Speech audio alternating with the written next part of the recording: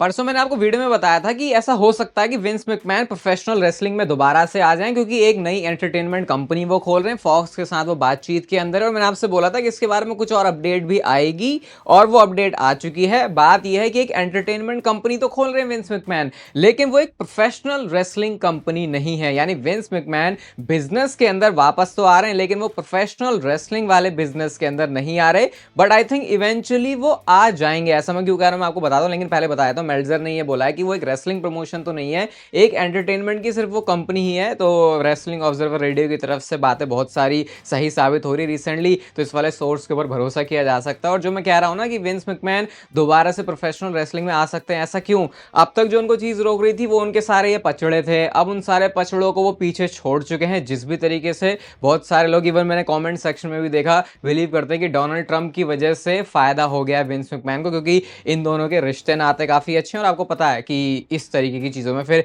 ये चीजें कैसे हेल्प कर सकती है किसी एक इंसान को। तो विंस मैकमैन का, क्योंकि मैं कह रहा हूं ना, बचपन से ही उसने पाला पोसा है प्रोफेशनल रेसलिंग को, यहाँ पे उनका अलग ही लगाव है। और जब उनको दिखेगा ना कि यार डब्ल्यूडब्ल्यू मेरे जाने के बाद भी ऐसा चल रही वैसा चल रही, तो मैं भी शुरू कर सकता हूं। तो वो जो इंसान के अंदर की चुल है वो विंस मैकमैन के अंदर बहुत ज्यादा है। तो शायद एक बार इस बिजनेस में आने के बाद धीरे धीरे वो प्रोफेशनल रेसलिंग के अंदर भी आ सकते हैं। इस बात के चांसेस अच्छे खासे हैं, कंसिडरिंग जिस टाइप का इंसान विंस मैकमैन है। और वेलकम है आपका वॉइस ऑफ रेसलिंग के एक और नए एपिसोड में। सबसे पहले ही गुड न्यूज आपको देता हूं, जो कि खुशियों की लहर आपके पूरे शरीर में पूरी तरंग दौड़ा देगी। लेकिन यार एक बार ना मैं चाहता हूं कि आप लाइक कर दो इस वीडियो को, इसलिए नहीं वो टिपिकल लाइक कर दो वाला डायलॉग नहीं मार रहा। लाइक करो, देखते हैं कितने लाइक हो सकते हैं।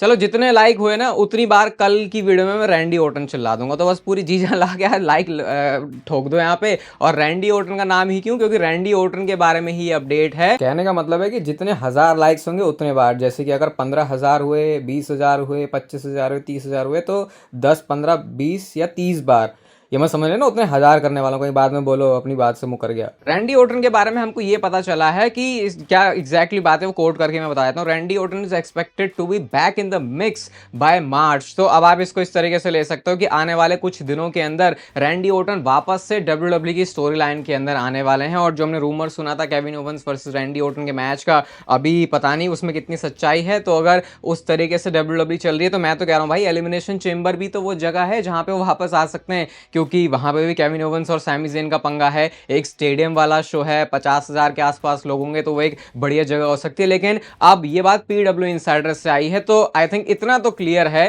कि रेसलमेनिया रैंडी ओटन की मिस नहीं होने वाली। क्योंकि एक बार को तो मुझे ऐसा भी लगा था भाई, ये कहीं ऐसा ना कर दें कि रैंडी ओटन को रेसलमेनिया से आउट करवा दें। फिलहाल तो देख के ऐसा नहीं लग रहा, और शायद इतनी भी कोई दुश्मनी नहीं है। कल मैंने वीडियो में बोला था कि कुछ तो रैंडी ओटन ने किया है ऐसा ट्रिपल एच के साथ, जो कि वो उनसे बदला ले रहे हैं। और लोगों ने उस वाले सेगमेंट को मेंशन करना शुरू कर दिया था। किस वाले को, वो मैं अभी भी मेंशन नहीं करूंगा, अपने मुंह से तो नहीं करूंगा अभी। देखो, जे उसो को लेके बहुत सारे लोग डाउट कर रहे हैं कि यार ये बंदा रेसलमेनिया में क्यों जा रहा है, इसके तो बस की नहीं है, इसको कहां से उठा के ट्रिपल एच ने कहां पे रख दिया। इन सारी बातों का जवाब दिया है जे उसो ने। जे उसो कहते हैं कि यार देखो, ये मेरे लिए डू और डाई वाली सिचुएशन है। बहुत सारे लोगों ने मेरे ऊपर डाउट किया है, और अभी भी लोग मेरे ऊपर डाउट कर रहे हैं। और वो कहते हैं कि मैं इस पोजीशन में नहीं होना चाहिए था, मेरे को रॉयल रंबल नहीं जीतनी चाहिए थी, रेसलमेनिया में नहीं जाना चाहिए था, मुझे पता है। और उन सारे लोगों को मैं चुप करवा दूंगा जब मैं रेसलमेनिया में जाऊंगा, और मैं क्या करने वाला हूं फिर रेसलमेनिया में जाके। तो ये एक सिंपल सा जवाब था जे उसो का। एक ना ट्वीट बहुत ज्यादा वायरल हो रहा था ट्विटर पे, जहां पे ये फेक ट्वीट था, जहां पे ऐसा बोल रहा था वो ट्वीट कि जे उसो वर्सेस गुंथर का मैच उसी फैशन में बुक किया जाएगा जैसे जॉन सीना और ब्रॉक लेसनर के समर स्लैम के मैच को किया था। कैसे कि जॉन सीना चैंपियन होते हुए वहां पे कैसे दिख रहे थे कि जैसे कि भाई ये बंदा उतरा है, और ब्रॉक लेसनर ज्यादा वहां पे बिग डॉग लग रहा था, और जो जॉन सीना है वो अंडर बिग डॉग, मतलब वो वाला बिग डॉग नहीं, मतलब उसके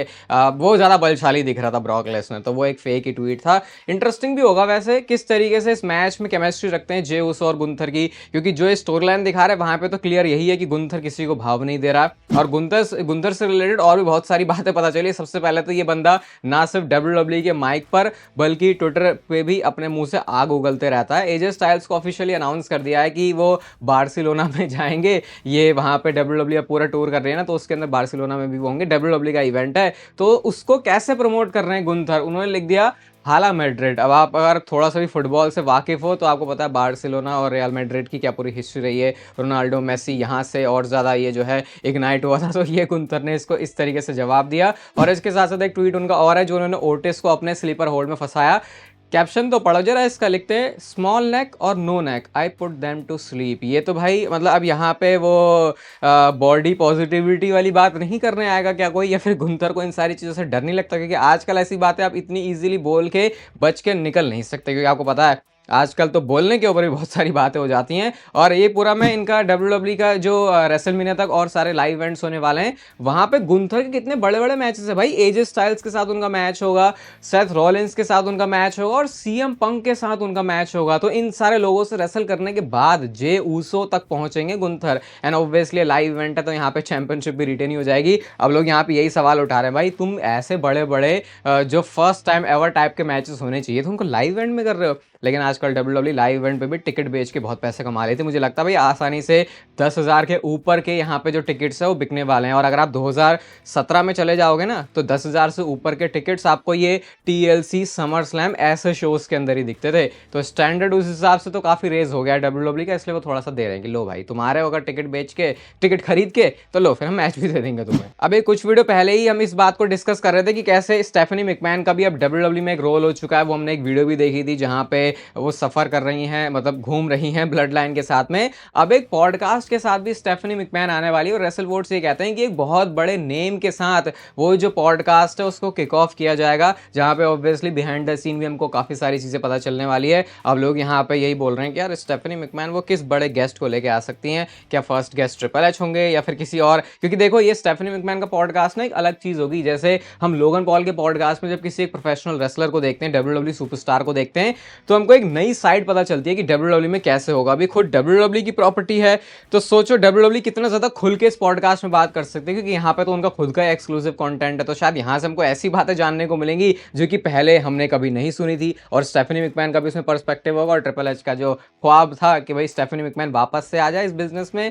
अब उन्होंने करवा दी है उनकी एंट्री, अब पॉडकास्ट भी दे देंगे। पहले तो हमको दिखता था कि ट्विटर पे एक सुपरस्टार और दूसरे सुपरस्टार के पंगे हो रहे हैं। आजकल तो फैंस और सुपरस्टार्स के बीच भी पंगे हो जाते हैं हर घंटे कोई ना कोई ट्विटर पे इस बात, और एग्जैजरेट नहीं कर रहा मैं, सही बता रहा हूँ। अगर घंटों के हिसाब से भी देखे तो ये ट्वीट्स तो आएंगे ही जहां पे उनकी हार के बारे में जिक्र किया जाता है, जो कि वो ब्रॉक लेसनर से हार गए। तो एक बंदे ने फिर से ऐसे ट्वीट करते हुए लिखा कि हार्श ट्रुथ क्या है कोफी किंगस्टन के करियर का। तो भाई उस बंदे को जवाब देते हुए क्या लंबा चौड़ा कोट करके कोफी किंगस्टन ने ट्वीट मारा कि भाई देख ले मेरे क्या क्या एक्कोलेट्स हैं, मैंने क्या क्या अचीव किया है WWE कंपनी में। एक बंदे ने इसी बात के ऊपर कोफी किंगस्टन का मजाक उड़ा दिया, क्योंकि पता है कोफी किंगस्टन ने इतना बड़ा ये जो कैप्शन है, ये जो ट्वीट है, वो लिखा कैसे था? सिंपली विकिपीडिया पे जाके अपनी जो भी चीजें अकम्प्लिश उन्होंने की है उसको उन्होंने कॉपी किया और पेस्ट कर दिया। एक बंदे ने लिटरली उसकी स्क्रीन रिकॉर्डिंग करके डाल दिया। तो भाई कुछ भी करो, कोई बंदा सोचता है मेरा एक कमबैक है, कोई ना कोई उसके नीचे लगा होता है उसकी और बजाने के लिए। अच्छा, एलिमिनेशन चेंबर के क्या हालात चल रहे हैं भाई? तो इसका स्टेज, इसका जो भी कंस्ट्रक्शन है वो तो शुरू हो चुका है भाई। बड़े सेंटर, रॉजर सेंटर से होने वाला है, बड़े स्टेडियम्स होने वाला है। तो यहाँ पे आप देख सकते हो ड्रू मैकिंटायर की जो थीम है उसको भी टेस्ट किया जा रहा है। अभी तो वैसे रिंग भी नहीं लगी है, लेकिन ये थोड़ा 20 घंटे पुरानी फोटो हो चुकी है, तो शायद अब तक इन्होंने सब कुछ सेटअप कर लिया। कुछ बहुत अलग बताने के लिए तो है नहीं। एक जमाना होता था जब हम ऐसे WWE के स्टेजेस का वेट करते थे, इवन नॉर्मल शोज का भी, यार इसमें कैसे होगा। अब तो क्योंकि इनको अपनी ज्यादा अटेंडेंस बढ़ानी है तो वो जरा सी एक टनल सुरंग से निकल के आते हैं सुपरस्टार, वो वाला एलिमेंट तो फिर चला ही गया पूरी तरीके से। और मुझे लगता है एक बार इतना ज्यादा लोग इस बात का ये बात बना देंगे ना कि इनको थोड़ी अटेंडेंस कम करके अच्छे स्टेज बनाने पड़ेंगे, क्योंकि फील आती थी हमको, हम शो को याद रखते थे कि यार ऐसा है। अब वो फील ही नहीं होता। रॉयल रंबल हो चाहे समर स्लैम,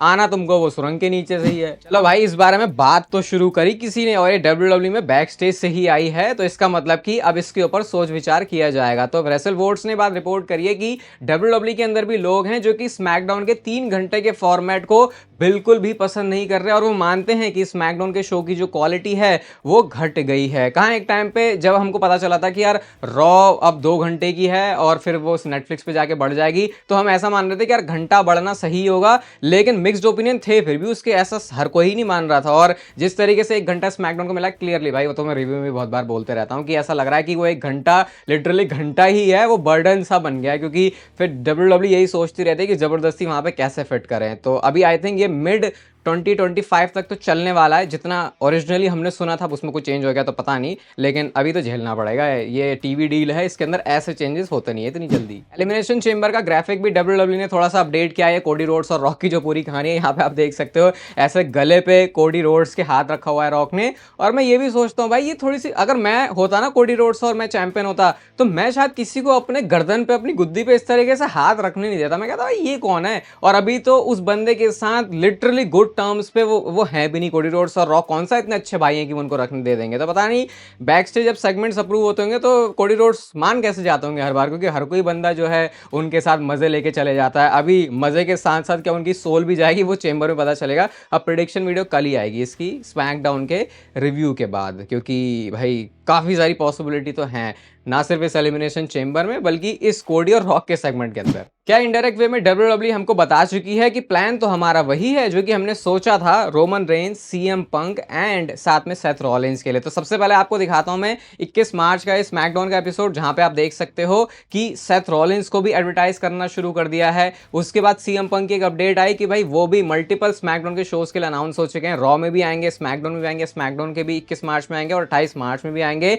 एंड देन सबसे बड़ी अनाउंसमेंट, ईद का चांद निकलने के लिए तैयार है। आई थिंक इससे पहले भी रोमन रेंज आ जाएंगे, लेकिन एक एडवांस में अपीयरेंस अनाउंस कर दी है रोमन रेंज की, और ये होने वाली है 21 मार्च को। और उसके बाद फिर से 28 मार्च को जो स्मैकडाउन का एपिसोड होने वाला है। इसके ऊपर रोमन रेंज ने रिएक्ट भी किया और वो लिखते हैं, greatness is coming, la la la la la, your tribal chief has business to attend to, receipts are coming. यानी कि रोमन रेंज ने यहां से क्लियर इंडिकेशन दे दिया है कि बदला तो वो लेने वाले हैं, हिसाब किताब तो वो चुकता करने वाले हैं। तो कल हम बात कर रहे थे कि सीएम पंक भी शो पर हैं, तो क्या सीएम पंक और कोडी रोड्स की कहानी सही में बन रही है? अब तो भाई सेम शो के लिए सेथ रॉलिंस, रोमन रेंज और सीएम पंक, तीनों के तीनों बंदे एडवर्टाइज हो चुके हैं, तीनों के तीनों बंदे अनाउंस हो चुके हैं। तो ये तो फिर उसी डायरेक्शन में हिंट कर रहा है जो कि हमने रूमर सुना था, Seth Rollins versus CM Punk versus Roman Reigns के ट्रिपल थ्रेट के मैच के लिए। अगेन जैसे मैंने बोला था, दो तरीके से देखा जा सकता है, या तो बंदों को ये ऑलमोस्ट सारे बड़े सुपरस्टार को रोड टू रेसलमेनिया के अंदर, रॉ और स्मैकडाउन के अंदर बुक करने वाले हैं, तो मे बी इनकी अलग स्टोरी हो सकती है। या फिर दूसरा, जो कि शायद मोस्ट प्रोबेबल चीज यहां पे लग रही है, कि ये ट्रिपल थ्रेट मैच हो सकता है डब्ल्यूडब्ल्यूई की डायरेक्शन हो। चलो भाई, रोमन रेंज की अनाउंसमेंट तो हो गई है, अब एटलीस्ट ये 2 शो के लिए हम आराम से चिल होकर बैठ तो सकते हैं कि ये बंदा आएगा, वरना तो फिर कहानी आपको पता पिछले कुछ टाइम से क्या ही चल रही है। अगर सीधा रोमन रेंज यहीं आए, उससे पहले आ ही नहीं रहे, दिमाग का दही हो जाएगा भाई। एलिमिनेशन चेंबर से भी एक्सपेक्टेशन बहुत ज़्यादा है। बाकी आपने इस वीडियो को अभी तक लाइक किया है फिर नहीं किया, वो देख लेना, कर देना तो फिर सही हो जाएगा थोड़ा सा काम। ये वीडियो आपको अच्छी लगी तो आप चैनल को सब्सक्राइब कर दो, क्योंकि डब्ल्यूडब्ल्यूई से रिलेटेड कंटेंट यहाँ पे आता रहता है अगर पहली बार आए हो। और तब तक फिर लेते रहो जिंदगी के मजे।